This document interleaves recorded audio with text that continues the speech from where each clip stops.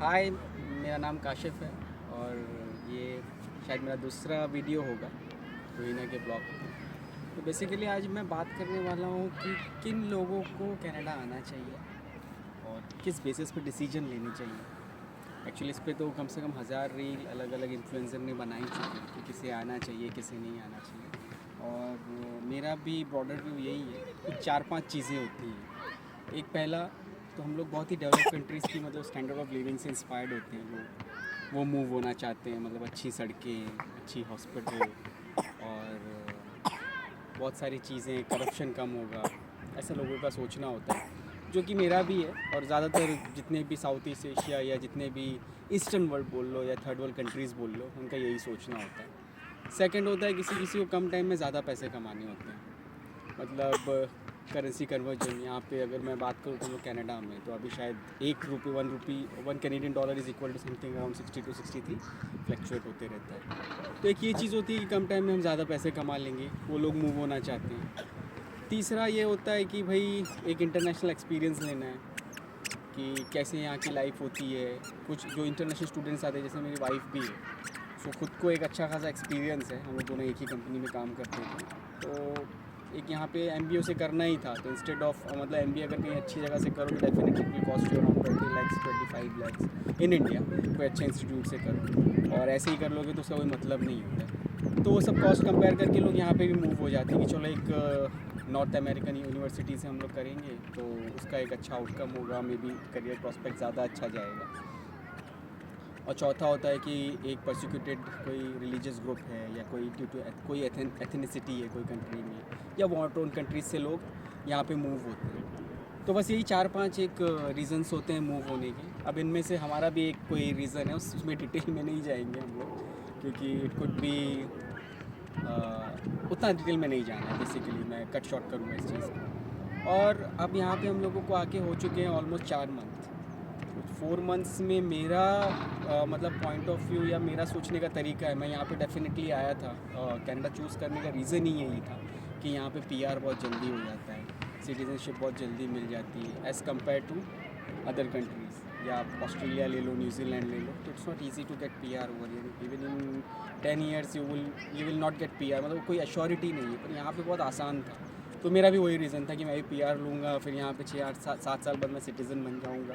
पर यहाँ पे आने के बाद कुछ चीज़ें मतलब बहुत क्लियर हो गई हैं कि सबसे पहले तो यहाँ का जॉब मार्केट जो है, तो आप अगर एक्सपेक्ट करके आ रहे हो, जैसे नॉर्मली हमारे इंडिया में अगर कोई एक बंदा 20-25 हज़ार की भी जॉब कर रहा हो तो डेफिनेटली वो भी एक डेस्क जॉब ही करता है, मतलब प्रॉपर ऑफिस जाता है, प्रॉपर उसका डेस्क होता है और बैठ के वो आराम से अपने हिसाब से काम करता है।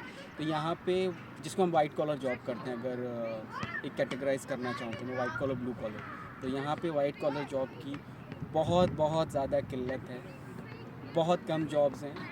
मतलब आप अगर ये सोच के आ रहे हो कि आपको बहुत अच्छा एक्सपीरियंस है, कोई आप बहुत ही मतलब MNCs वगैरह में बहुत साल काम किया है, बहुत अच्छा एक्सपीरियंस आपको तुरंत आते साल यहाँ पे मिल जाएगी, तो इस भ्रम में मत मतलब नहीं रहिए। यहाँ पे जॉब्स नहीं है, वाइट कॉलर जॉब्स बहुत कम है। मैं नहीं बोलूँगा कि 4 महीने में कोई ऐसा डिसीजन दे देना मतलब तो मेरी कैपेसिटी की भी बाहर है और वो एक फॉल्स इन्फॉर्मेशन होगा। पर अब तक का जितना भी मैंने रिसर्च किया है, पर जॉब उतने नहीं है, बहुत ही मतलब। अभी तो मैं एक चीज़ और नोटिस कर रहा हूँ कि मैं जब जॉब सर्च कर रहा हूँ तो कंटिन्यू मुझे बार बार एक ही कंपनी की एक ही जॉब मतलब 2-3 महीनों बाद घूम के वापस से दिखने लगती है। तो ये क्या चीज़ है मुझे नहीं पता है। मैंने बीच में सुना था LMI वगैरह का भी कुछ एम्प्लॉयर्स का सीन होता है, दे सेल इट फेक वो रखते हैं, तो I don't know about this, पर जॉब्स तो नहीं है। लकीली मैं जब यहाँ पे आए, हम लोग यहाँ पे 27 दिसंबर 2023 को हमें फ़्लाइट ली और 28 दिसंबर 2023 को हम लोग यहाँ पे लैंड हुए और 29 जैन को मुझे एक रेफरल थ्रू एक जॉब मिल गई है, जो कि एक लॉजिस्टिक कंपनी उसके अंदर है। क्योंकि होरली आप ये नहीं बोल सकते हो कि वो एक डेस्क जॉब है, पर थोड़ा सा मतलब टेक्निकल काम भी they have given me training of 3 month, तो I was fortunate enough to get that job. But हाँ, रेफरेंस थ्रू, और यहाँ पे रेफरेंस का खेल बहुत ज़्यादा है, रेफरेंस के बिना आपको नहीं मिलेगा। आप अप्लाई करते जाइए। अभी तक अगर मैं मोटा बात करूँ तो I have applied around 160 to 170 job, और एक ही ईमेल आ जाता है 4-5 दिन बाद, unfortunately we are not proceeding with your application, और हम लोगों ने किसी दूसरे कैंडिडेट को किया है। तो यहाँ पे रेफरेंस का बहुत ज़्यादा वज़न होता है।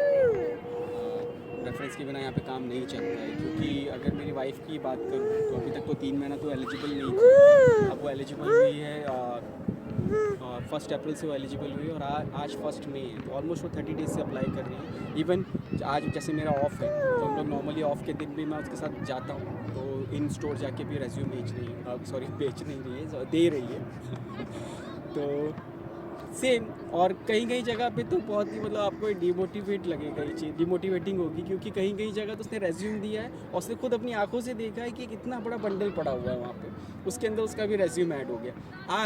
आज मेरी कार एक्चुअली ख़राब है, तो मैं बस से गया था एक स्टेपल्स करके, यहाँ पे मतलब स्टेशनरी का शॉप है, तो मुझे प्रिंट लेना था, तो मैं वहाँ पे गया, तो वहाँ पे मेरे मतलब मैं देख रहा हूँ बाहर एक बंदी रेज्यूम की मतलब वो ऐसा लेके घूम रही है, मतलब हर एक स्टोर्स में जा रही है जैसे हम लोग करते हैं।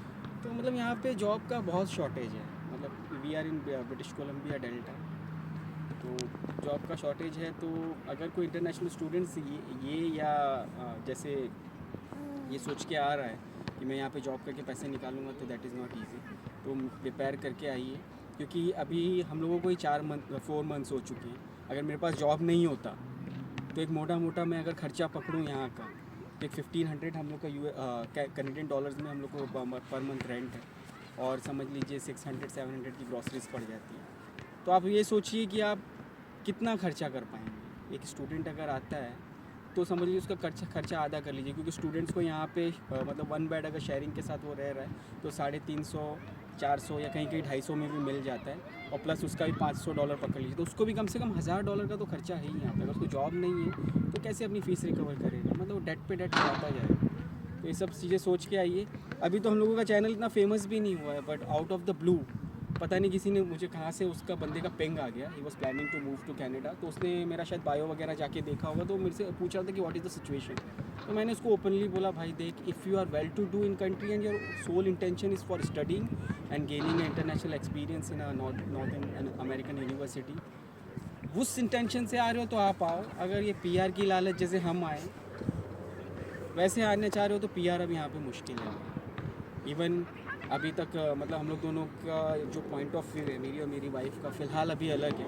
मैंने तो ये मन बना चुका है कि नेक्स्ट मई में इसका ग्रेजुएशन कंप्लीट हो जाएगा, आई मीन इसकी डिग्री मास्टर्स कंप्लीट हो जाएगा, और 5-6 महीना हम लोग और वेट करेंगे। और अगर 5-6 महीने में कोई ढंग का जॉब ना मिले, क्योंकि यहाँ पे ऐसे बहुत सारे लोग हैं जो MBA मास्टर्स करने के बाद भी अभी भी वो ब्लू कॉलर जॉब ही कर रहे हैं। अब उनकी क्या स्किल सेट है मैं ये बता नहीं सकता हूँ, और ऐसे लोगों से अभी मैं ज़्यादा भी नहीं मिला हूँ, कुछ ऐसे 6-7 लोगों के बारे में ही सुना है मैंने।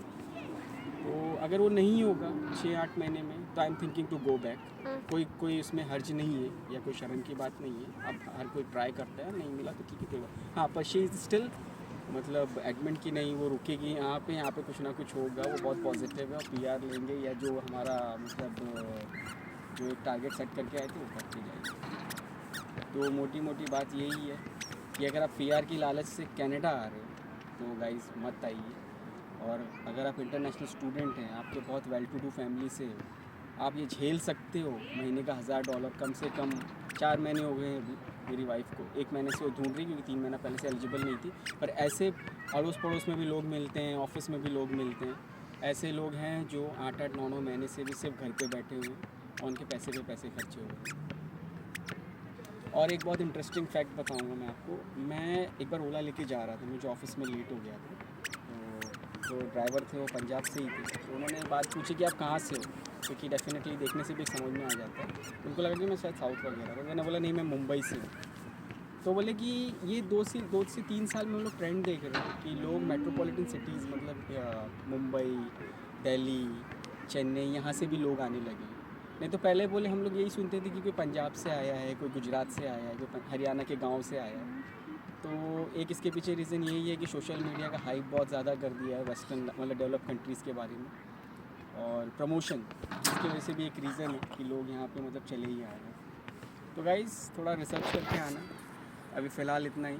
अभी हम लोग एक जॉब फेयर में गए थे, वहाँ का हाल आपको रोहिना अपने अगले वीडियो में बता दी कि दूसरा जॉब फेयर हम लोगों का 8 मई को जाने वाले हैं, तो वहाँ पे भी हम लोग जाके डिटेल्स बताएंगे कि क्या है क्या नहीं है। तब तक के लिए गुड बाय।